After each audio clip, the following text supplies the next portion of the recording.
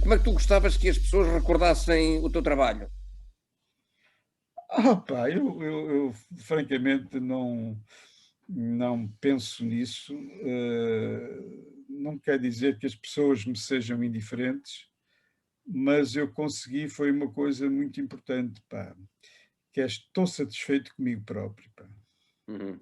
Isso é ótimo. Era o mais importante, é o mais importante de tudo, pá. É um gajo estar com a consciência tranquila, pá. Tenho duas perguntas finais, uma de certa forma já começaste a ensaiar aí, mas volto a ela. Que é a seguinte: que observações ou que críticas é que te ocorrem sobre o estado atual da atividade jornalística em Portugal?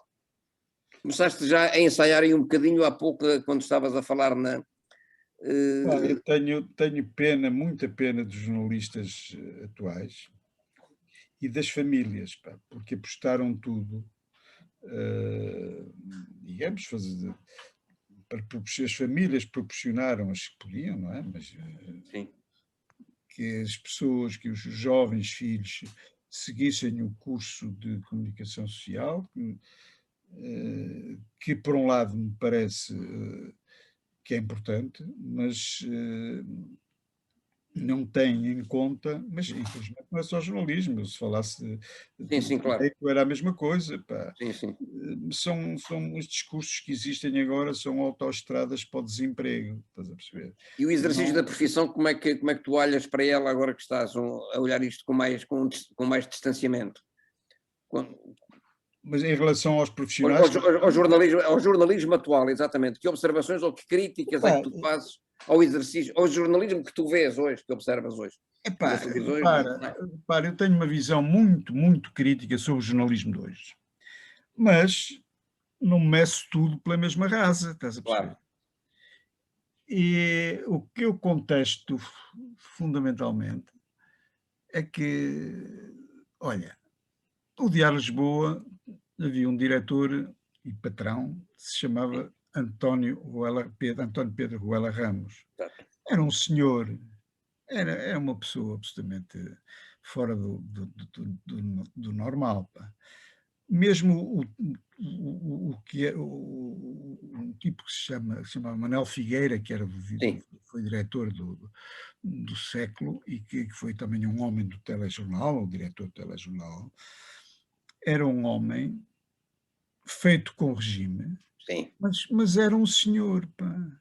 Percebes? Conversar com ele conversava com um estagiário como conversava com um governante. Ele era um tipo muito muito bem formado, pá. Agora, ideologicamente, Claro. foi um homem que esteve com o regime, Sim. não há dúvidas nenhumas sobre isso.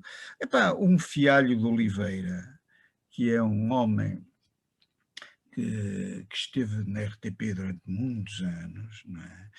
Que inventou a TVI, epá, eu já o conhecia antes, porque ele fez parte de um grupo que fez o primeiro congresso de jornalistas, não é? E Sim. portanto eu conheci-o como assessor de imprensa da embaixada portuguesa em Brasília, eh, quando o ministro era aquele atrasado mental, que até me esqueço o nome dele, que falava assim, um gajo muito conhecido, Sim. não sei como é que se eh, chamava o gajo, não sei. Pronto, mas era um homem que também, não sendo, olha, até te posso contar uma história engraçada.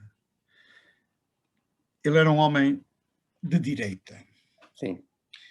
Foi um homem que esteve com cargos importantes na RTP.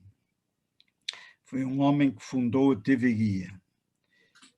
E foi um homem que foi assessor desse tal gajo que agora me esquece o nome, que é tio do aquele gajo que foi diretor pá, que foi diretor do Sol, ou não é do Sol, não sei como é que se chama o gajo, pá.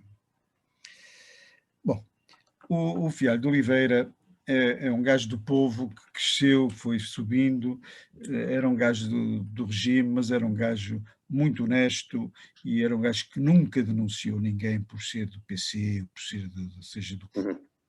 Epá, estou-te a falar dele, agora já nem sei porquê, pá. Mas era para chegar um pouco à tua visão sobre o estado atual do jornalismo, isto é, que achas que o jornalismo Exatamente, está a cumprir o seu papel, não está a cumprir o seu papel, cumpra bem, exatamente, cumpra mal? exatamente. Eu estava-te a querer dizer é que na minha análise não entro em questões ideológicas. Sim, Estou a falar-te apenas em comportamentos humanos. claro. E, por exemplo, o Fialho de Oliveira sempre foi um senhor, embora fosse um homem do regime, mas nunca denunciou ninguém por ser do PC, ou ser do PS, ou ser do que quer que fosse. Convivia muito bem com todos. Nunca denunciou ninguém. Conhecia-os. Uhum. Por isso, teve amigos em todos os lados. Pá. E, portanto, aí está, para te mostrar o que é que como é que eu vejo isto, foi um grande jornalista e um grande gestor, porque pôs Uhum. a TV Guia a dar grandes lucros, pá. E era um homem de direita, pá, é um conservador, está vivo ainda, volta Sim, e meia, sim, sim, sim, sim. e portanto é um tipo por quem eu tenho uma profunda admiração e até amizade.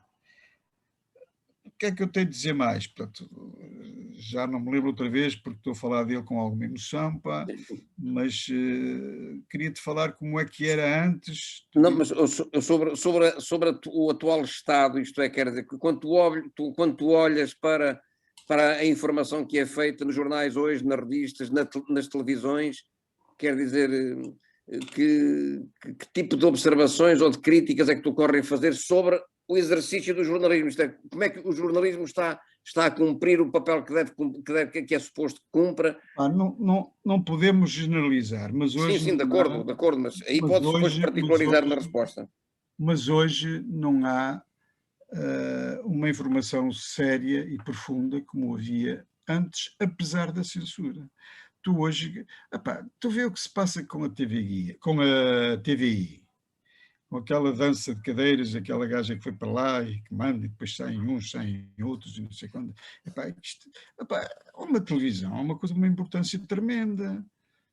Tu vê Sim. hoje a quantidade de quem são os comentadores que aparecem nas televisões. Há uma segregação política ou partidária tremenda, pá. Estás a perceber? Mas dizemos que vivemos em democracia, só que é uma democracia muito especial, não há igualdade. Epá, tu vê como é que qual é o jornal que mais vende neste país, é o Correio da Manhã, vai ver que tipo de noticiário é que eles escolhem.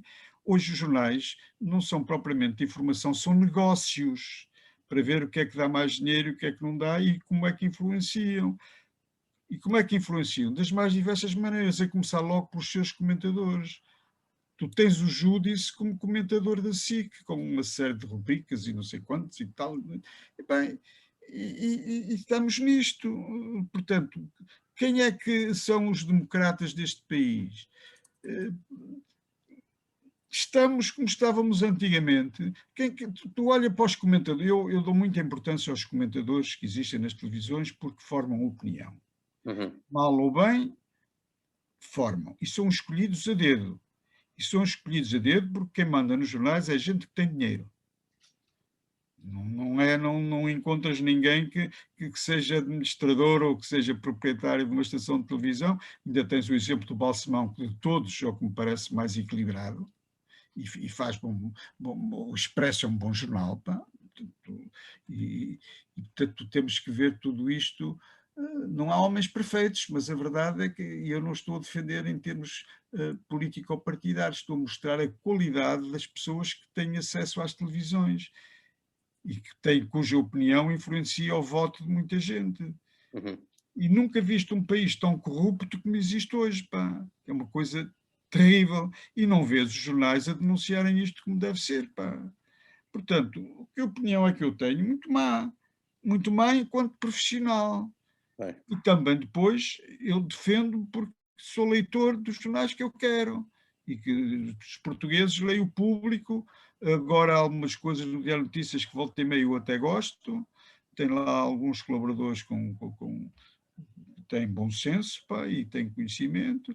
mas a generalidade é muito fraquinha. E quando eu olho para a programação das televisões, epá, vou logo ver se encontro algum sítio onde haja futebol, pá.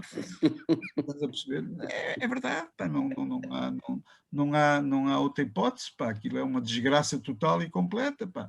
Portanto, hoje quem tem dinheiro pode ter jornais, os jornais, muito mais do que para informar, servem para alavancar ou defender negócios, pá. E cooperativas de jornais, não me lembro se há alguma agora, mas eu tenho no currículo o grande orgulho de ter sido fundador do semanário O Jornal, semanário. estás a perceber? Olha, Portanto, uma última pergunta, Ribeiro. Quais são as tuas expectativas, se é que se tens algumas, para o futuro, para como é que tu vês que enfim, o futuro do jornalismo vai ser? Como é que ele se vai desenvolver? Tens alguma perspectiva, tens alguma ideia, alguma expectativa relativamente a isso? Como é que tu enfim, se espreitasses o futuro, como é que vias como é que tu achas que vai ser o futuro do jornalismo? Ou como é que ele se vai desenvolver? tu lembras-te que em Coimbra havia um professor catedrático, que eu já não sei o nome, pá, que dizia que as modernidades que estavam a aparecer naquela altura eram tantas que ele ou encostava o cu à parede ou rezava pela virgindade das filhas ou qualquer coisa assim do género. Pá. Eu já não sei, é uma história muito antiga que eu, quando por lá andei, citava com algum gozo. Opá, eu tenho muito má opinião do jornalismo que se faz hoje em Portugal. Não culpo os pobres, pobres, entre comas, jornalistas, porque precisam de uma profissão e precisavam que lhes dessem condições para eles poderem ser livres. Pá. E considero que os órgãos chamados de informação são muito mais órgãos de desinformação que outra coisa. Estão apenas a viver à babugem dos negócios, vendem a alma ao diabo com as notícias mais escabrosas. Aliás, vê quem é que tem mais tiragem nos jornais portugueses. Pá. Uhum. E, portanto, quem for populista, que entra pelos assassínios, pá, que entra pelos assaltos, pelas coisas fora do comum e tal, esses é que vendem mais. Pá. Tu vê o que se passa com a cobertura dos incêndios, tu vê quem são os candidatos agora, que andam para aí todos a falar para as eleições autárquicas, vê o nível dessa gente, não é? E tu percebes que a nossa democracia está muito doente, mas não é a nossa, do modo geral. Já o Hitler explicou, pá, ele chegou lá pelas eleições. Nos Estados Unidos, país que se diz muito democrático, foi através do voto popular que o Sr. Trump chegou ao poder. Claro. No Brasil, descobre-se agora que se destituiu um presidente que se chamava Lula, que afinal, com uma falsidade tremenda nas coisas, como o Supremo brasileiro já declarou, e tens lá homens tão atrasados mentais como o Bolsonaro. Portanto, isto era um bom tema para as pessoas pensarem. Ponto número 1, o que é afinal a democracia? Ponto número 2, como é que se fabricam ditadores?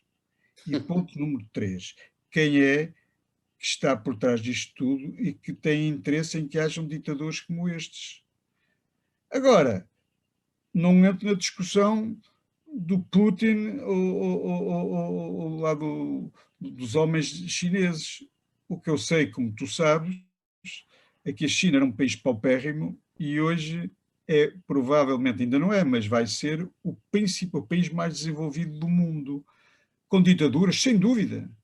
Mas melhoraram a vida do povo ou não melhoraram? Epá, temos que pensar, eu pelo menos, nas conversas que tenho com os meus amigos, falo sempre disto.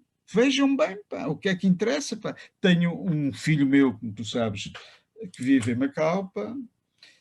Olha, em Macau não houve um caso de coronavírus. Pá. O gajo veio cá passar uns tempos quando a minha mulher caiu e veio para cá ajudar-nos e tal. Quando regressou, ficou não sei quantos dias de quarentena. E aquela coisa está ali não há polícia na rua, não há nada, não sei quanto, mas há ordens. E toda a gente sabe que quem não cumprir as ordens leva. Quer dizer, muito democraticamente, pá, porque a verdade é que a população está bem, pá. Portanto, isto é que era um debate que as televisões, por exemplo, deveriam e poderiam fazer. Não fazem, pá, vão discutir se o Sérgio Conceição é um grande treinador e se o outro gajo que veio do Brasil parece quase o... Como é que se chama o gajo? Não sei, pá. Jesus. O Benfica, o Jesus, Jesus. não é? E eu, quando falam dele, digo-lhe, ai, Jesus, meu Deus, é logo que eu digo, pá. Portanto, a situação em que nós estamos é terrível, pá. Quem tem dinheiro sempre foi quem mandou, mas agora é muito mais porque é já sem qualquer espécie de vergonha ou de dar uma ideia diferente. Por contrário, dizer-se que tem dinheiro hoje é uma mais-valia. E tens as pessoas que estão à rasca com o Covid e que têm aulas não presenciais através da net, e tens centenas, se não milhares de alunos que nem têm casa para ter eletricidade e não têm os pais que saibam nada, são absolutamente analfabetos em questões, digamos, relacionadas com a net e não sei quantos e tal. As divisões, 50 anos depois de 25 de Abril, as divisões não, a pobreza depois de 25 de Abril, já lá vão 50 anos, são aquilo que a gente vê. Os salários são os mais baixos da Europa, mas toda a gente diz que vivemos em democracia. Se calhar quem vê mal o filme sou eu, admito, pá. Agora, se queres saber a minha opinião, é isto. Isto é uma falsidade de todo tamanho, uma falsidade de todo tamanho. A pobreza aumenta, pá, e curiosamente a riqueza também, que é só para alguns. E ainda tens outra coisa espantosa, que tens países na própria Europa onde nós estamos, não é? Que faturam aqui e descontam na Holanda, pá. Exato. Mas é democracia, não é verdade? Exatamente.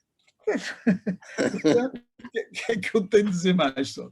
É uma desgraça completa e total, mas entre mortos e feridos alguém há de escapar.